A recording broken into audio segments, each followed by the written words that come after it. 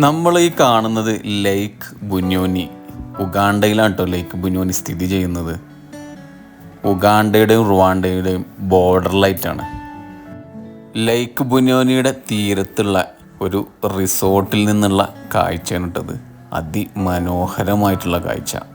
രാവിലെ നേരം വെളുത്ത് നോക്കുമ്പോൾ ഇതിനേക്കാൾ മനോഹരമായിട്ടും ആ കോടൊക്കെ മൂടിയിട്ട് അതിങ്ങനെ മായുന്നതും ഇവിടെ നിന്നുള്ള സൺസെറ്റൊക്കെ.